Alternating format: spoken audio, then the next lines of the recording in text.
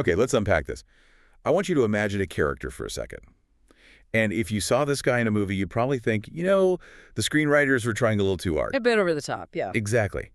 He is, at the same time, considered one of the hottest thinkers in the world by the mainstream press, and that's a direct quote from the Times. And yet, this is the very same guy who explicitly and loudly calls for the discontinuation of the Nobel Prize in economics. It's a contradiction right out of the gate, isn't it? It gets so much better. He's a trader who made what he technically calls fuck you money, and you have to excuse the language, but we're quoting the man himself by betting on the world falling apart. So he gets rich when everyone else is, well, panicking. Panicking, crying, losing their homes. But he's not just some greedy Gordon Gekko type. He's also a scholar who, reads Aramaic and Canaanite script for fun. He lifts heavy weights, he refuses to eat sugar, and he gets into these epic Twitter fights with Nobel laureates. It is quite the juxtaposition. We are talking, of course, about Nassim Nicholas Taleb. And you're right, he occupies this very strange, almost unclaimed space in the intellectual world. I mean, he isn't just an academic. In fact, he sort of despises the academic establishment. Well, he hates it. And he certainly isn't just a Wall Street guy, even though he completely beat Wall Street at its own game. If you look at how he describes himself, he uses these interesting terms: mathematical statistician, aphorist, and my personal favorite, epistemologist of randomness. Epistemologist of randomness. Yeah.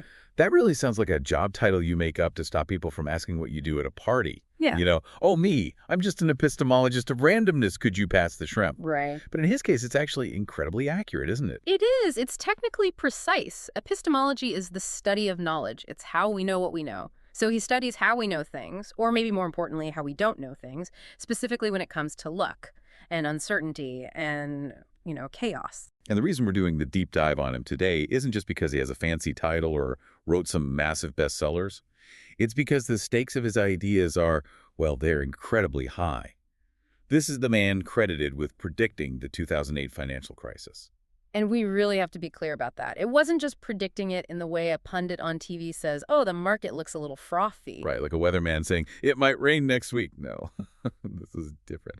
He actually put his money where his mouth was and made a literal fortune from it while everyone else was losing their shirts. Exactly. And that is the hook, really. We live in a world that feels increasingly chaotic. We have pandemics, market crashes, political upheavals, supply chain collapses. It just goes on. Taleb's entire philosophy, which he calls the Incerto, is essentially a roadmap for navigating that very chaos. But, and we have to be honest here, he is also a deeply polarizing figure. This is the guy who called famous economists idiots and suggested bankers need, quote, punishment.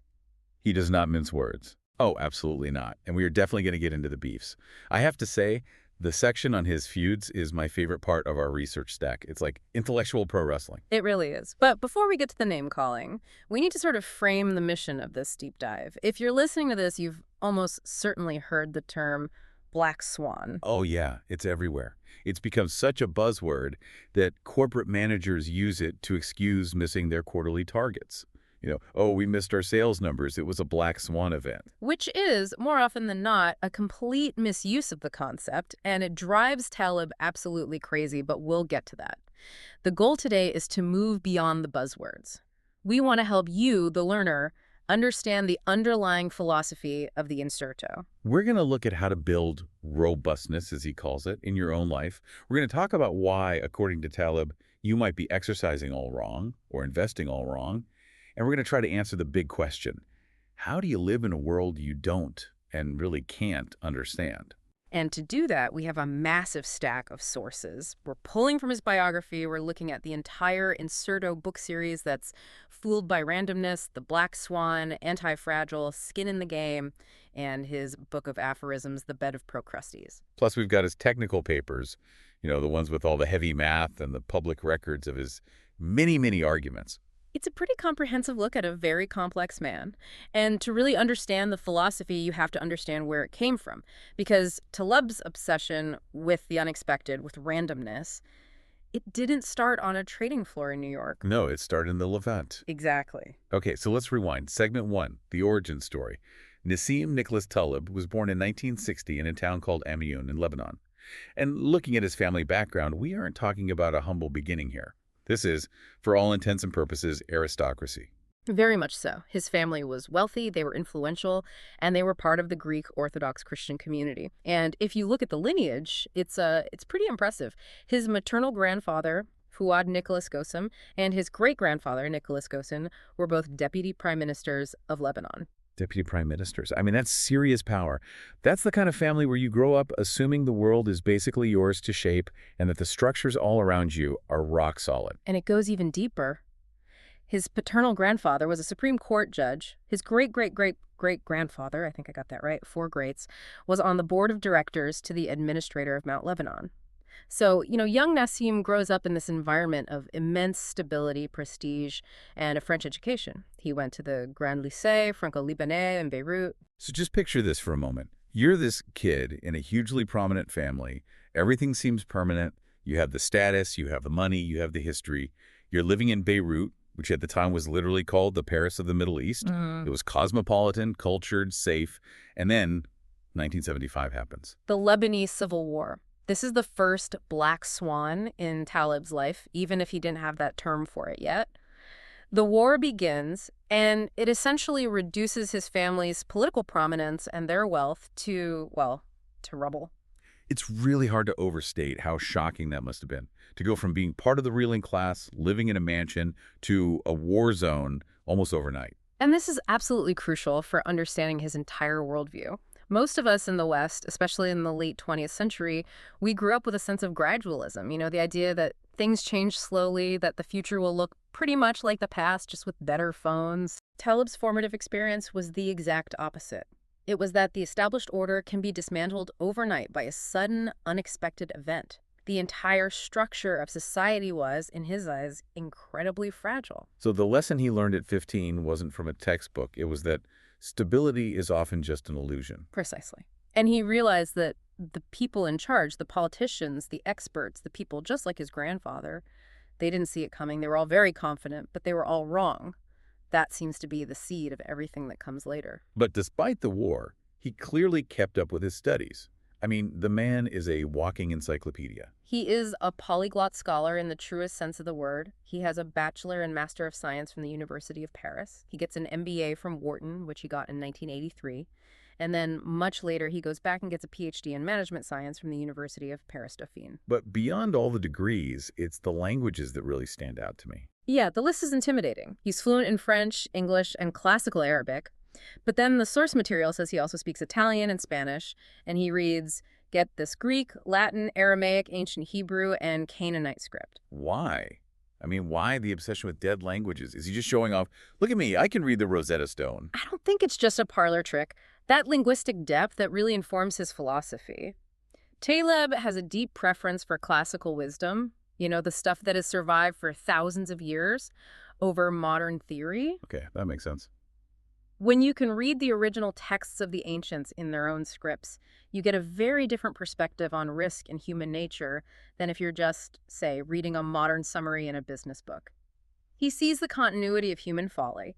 He believes that the ancients, like the Stoics or even Babylonian merchants, understood how to deal with a randomness far better than modern economists do. Because they lived in a world where, death was around every corner. Exactly. They didn't have insurance companies or central banks to bail them out. They had to be robust. If a storm hit your ship, you lost everything, period. So they structured their lives and their businesses differently. Taleb connects more with a Roman senator than he does with a modern day trader. So he's got this classical education, he's got this war-torn background, and then he heads to Wall Street. This is where the rubber really meets the road. He starts working as a trader. Right. And he wasn't at some small firm. He worked at major institutions. Credit Suisse, First Boston, BNP Paribas, the Chicago Mercantile Exchange. He was a pit trader, an options trader. He was in the trenches. And this is where he started to see that the math that everyone was using to predict the markets was, in his view, fundamentally broken. And he proved it in a big way in 1987. Black Monday. This was his breakout moment. While everyone else was likely following the sophisticated models that said a crash of that magnitude was statistically impossible, literally something that shouldn't happen in a billion years, Taleb was holding a hedged short euro-dollar position. Okay, in plain English. Because hedged short euro-dollar position. Right. Sounds like complete gibberish to most of us. Yeah, fair enough. Basically, he was betting that things would go very, very wrong. He bought options that were incredibly cheap because the consensus was the market is stable, nothing bad will happen.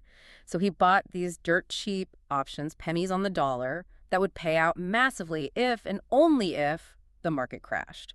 He was betting on chaos. And then chaos arrived. It did. When the market crashed, he reportedly became financially independent from that one event. That trade gave him what he calls freedom from authority. He never had to answer to a boss again. That is the absolute dream, isn't it? To have enough money that you can say whatever you really think without ever worrying about being fired. But he didn't just stop there. He started his own fund, Empirica Capital, in 1999. And then, of course, we hit the dot-com bubble. And again, the same pattern repeats itself. In 2000, when the bubble finally burst and the NASDAQ just took a nosedive, his fund, Empirica Kurtosis LLC, made a 56.86% return. While everyone else was losing their shirts because they thought tech stocks could only go up, remember pets.com, Oh, why are Taleb was positioned for the crash. Kurtosis? It's a statistical term, right? It's not just a cool name. It is. It refers to the tails of a distribution curve. We'll get into fat tails later on, but basically he named his fund after the very statistical concept that everyone else was ignoring, this idea that extreme events happen way more often than we think. And then, of course, the big one, the 2008 financial crisis. By this time, he's not running his own fund, but he's an advisor to a fund called Universa Investment. Correct. And he advised them on a strategy that was explicitly based on his black swan idea. In October of 2008, when the entire global financial system was melting down, some of Universa's funds returned between 65% and 115%. In 1 month. That is astronomical. While the S&P is tanking, they're literally doubling their money. It's incredible. And it totally cemented his reputation. But what's so fascinating is Taleb's attitude about it. He didn't just want to be some rich hedge fund guy. He claimed back in 2007 that he was retiring from trading to be a full-time author. He considers himself an epistemologist, not a businessman. He just used trading to buy his freedom so he could sit around and think about randomness without having to sell anything to anyone. Which brings us perfectly to segment 2, the Incerto. This is the body of work that he created with that freedom. And the source material is very specific. This isn't just 5 separate books that happen to be by the same author. No, not at all. You have to view them as chapters in a single giant book. It's a 5-volume philosophical essay on uncertainty. The central theme connecting all of them is, how do we live in a world that we don't understand? So let's break down the core concepts. The most famous one, obviously, is the black swan. What is the actual technical definition here? Because like we said, people use it for everything. My coffee spilled this morning, it's a black swan. Right, that's not a black swan, that's just you being clumsy. A black swan is an event that has 3 very specific attributes. First, it is an outlier. It lies way outside the realm of regular expectations because nothing in the past can convincingly point to its possibility. So you can't predict it just by looking at a chart of what happened last year. Exactly. I mean, if you look at a chart of the stock market from 2000 to 2007, you just see this steady growth. There is nothing in that chart that predicts what happens in 2008. The second attribute is that the event carries an extreme impact. Massive consequences. It changes the game entirely. And the third? The third, and this is the really psychological part, is that despite its outlier status, our human nature makes us concoct explanations for its occurrence after the fact, which makes it seem explainable and predictable in hindsight. That third one is the real kicker, isn't it? Yeah. We look back at 2008 or the dot-com bubble and we say, oh, well, obviously housing prices were too high, or of course that startup with no revenue was going to fail. Right. But we didn't see it coming. We rationalize the chaos. We suffer from what he calls the narrative fallacy. We just love stories. We want the world to make sense, so we write a history that makes the crash look inevitable. Taleb's big argument is that the standard risk models used in finance, and really in all parts of life, they completely ignore these events. They use bell curves or Gaussian distributions that assume extreme events are virtually impossible. Taleb says, no, the extreme events are the only ones that really matter. And this leads to another one of his great terms, the ludic fallacy. Yes. Ludic comes from the Latin word for games. Taleb argues that we constantly mistake structured randomness, like what you find in a casino, for real-world randomness. In a casino, you know the odds, you know there are 52 cards in a deck, you know the rules of roulette. It's risky, sure, but it's computable risk. But the real world is not a casino. Not even close. In the real world, you don't know the rules. You don't know how many cards are in the deck. You don't even know if you're playing cards or some other game. The dark side of the moon is harder to see. Taleb has this fantastic quote. The dark side of the moon is harder to see. Beaming light on it costs energy. We prefer the well-lit room of the casino because the math is easy and clean, but reality is what's happening in the dark alley outside. I love that. We're all sitting here playing poker, but the universe is playing, I don't know, Calvin ball. Or it's just about to drop a piano on the table. Okay, let's move to the next big concept, which I think is actually his most profound, anti-fragile. This is such a critical distinction, and it's probably the most useful one for our listeners. Most people think the opposite of fragile is robust or maybe resilient. But Taleb says no. If you drop a glass package, it shatters. That's fragile. If you drop a plastic package, it doesn't break. That's robust. But it doesn't get better from being dropped. Right. It just survives. It stays the same. Anti-fragile is something that actively benefits from volatility, disorder, and stress. It's the package that, if you drop it, it somehow turns into a better, stronger package. Which, on the surface, sounds like magic or maybe science fiction. How can something get better from being damaged? Well, he uses biological systems as the prime example. Think about your muscles. If you go to the gym and you stress your muscles, you're literally damaging the fibers, creating micro tears.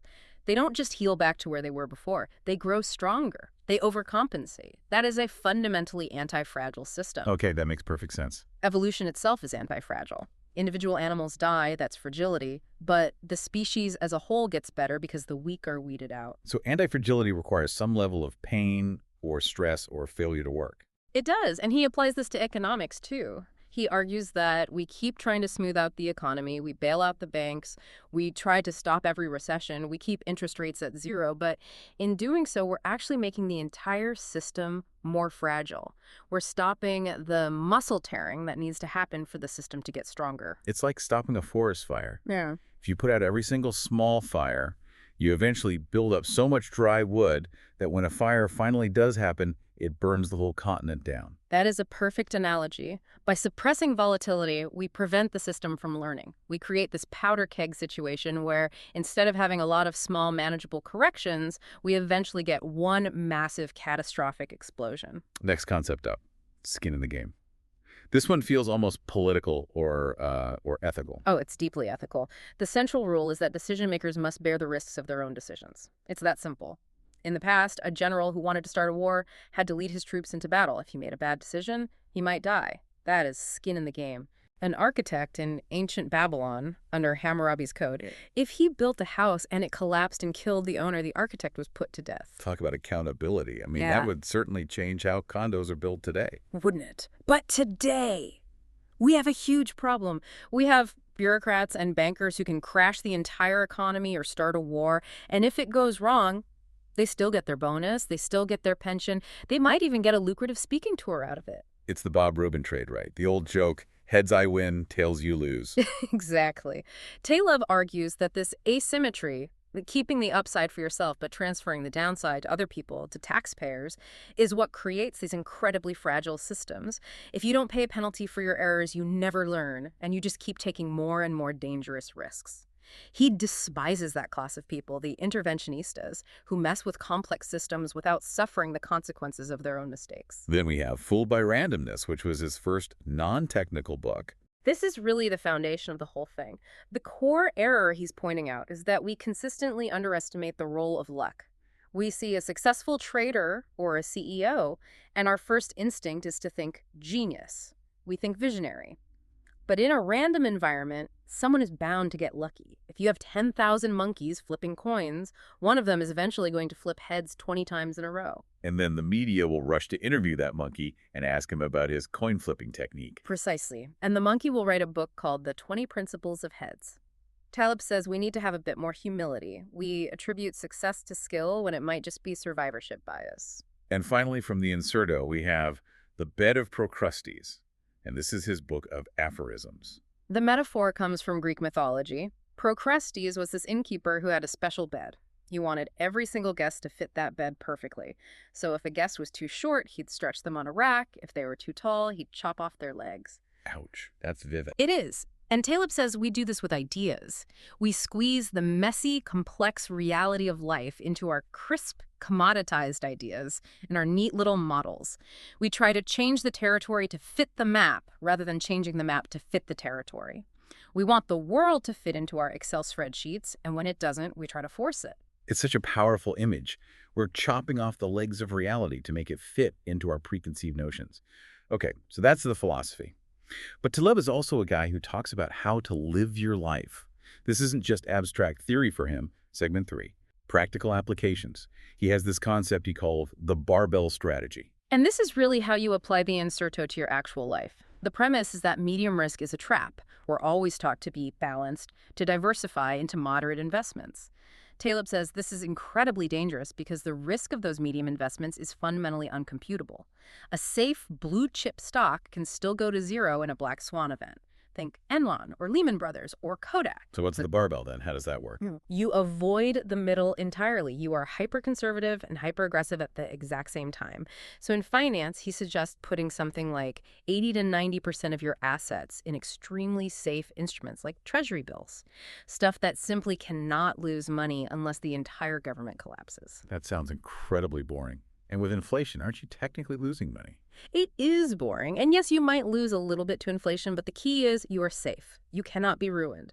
Then you take the remaining 10 to 20% and you put it into highly risky, diversified speculative bets. Things with a limited downside. The most you can lose is that 10%, but an unlimited upside, like venture capital or buying out of the money options. So if a market crashes, your big 90% chunk is safe. Yeah. And if the market explodes upward or you happen to catch a positive black swan, your little 10% chunk makes you a fortune. Exactly. You cap your losses, but you expose yourself to positive black swans. You completely remove the risk of ruin. The middle, putting everything into, say, the S&P 500, leaves you exposed to a 50% drop if the market crashes. The barbell protects you from that. And he applies this to health and fitness too, which I find completely fascinating. He thinks most of us are exercising wrong. He does. He absolutely hates steady and moderate exercise. So no jogging on a treadmill for 45 minutes at a medium pace. He says humans evolved for random environments. We spent most of our time walking slowly, gathering food. That's a low-effort activity. And then occasionally a lion jumps out of the bushes and we have to sprint for our lives. That's an extreme effort. So the barbell for fitness is walk a lot and then occasionally lift something incredibly heavy or sprint until you feel like you're going to die. Pretty much, yeah.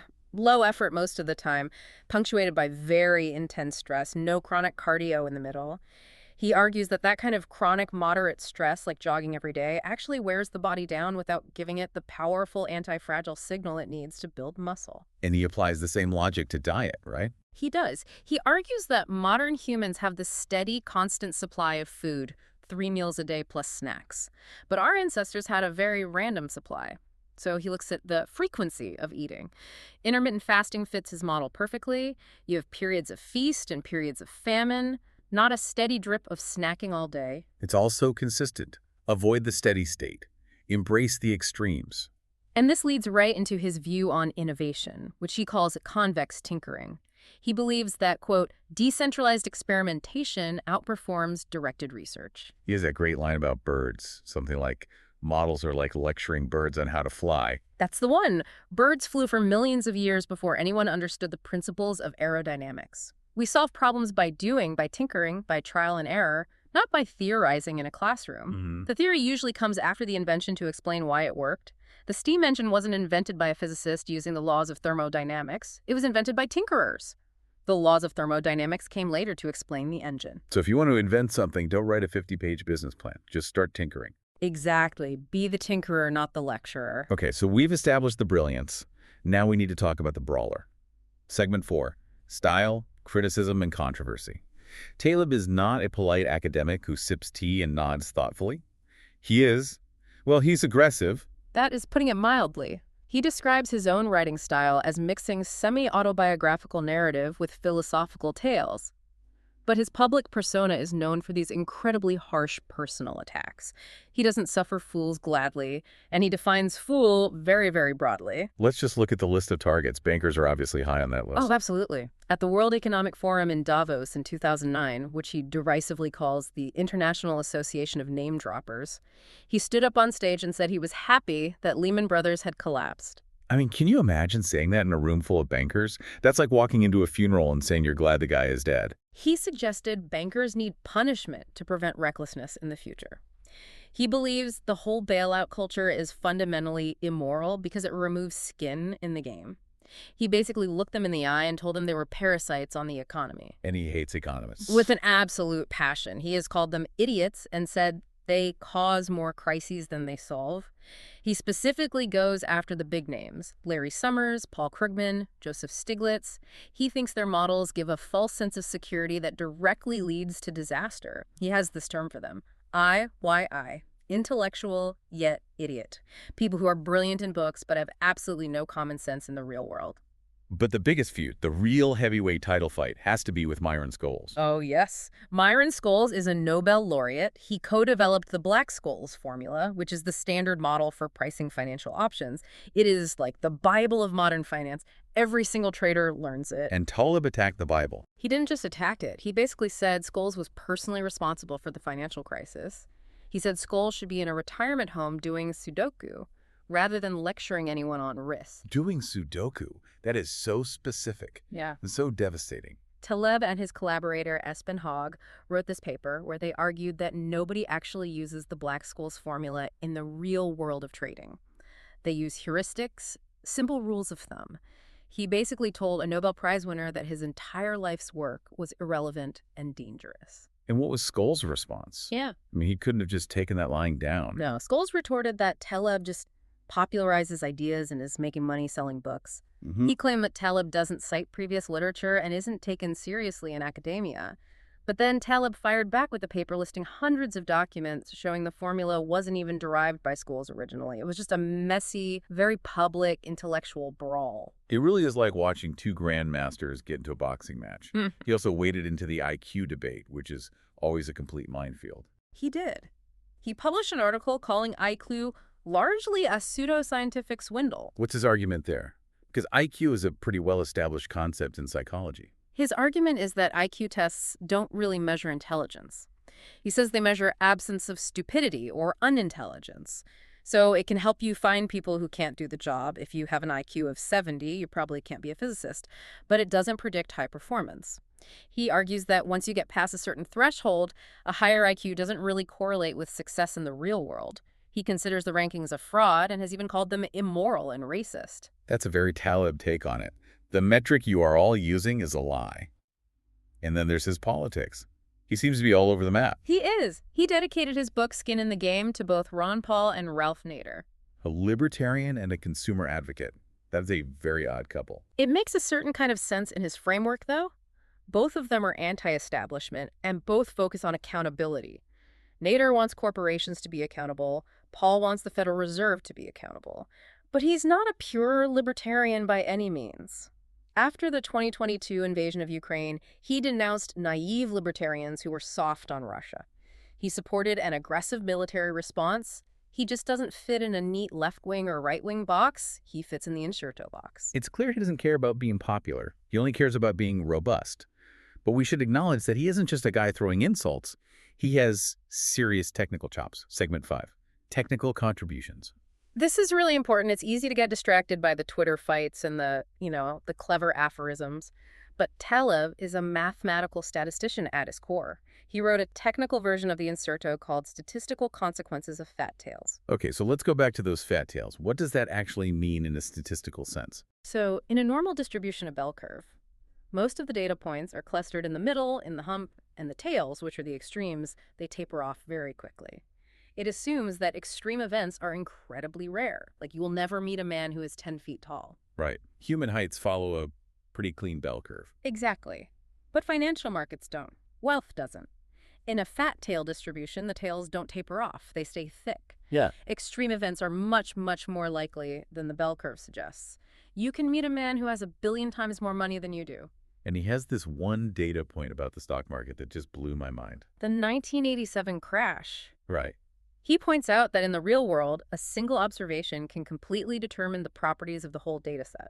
So he noted that the 1987 crash, just one single day, determined 80% of the kurtosis, which is a volatility profile, for the entire U.S. stock market over a 40-year period. Just think about that for a second. 40 years of trading data, thousands and thousands of days, and 80% of the entire risk profile comes from one single day. That is the essence of fat tails. If you ignore that one day, your model is absolute garbage.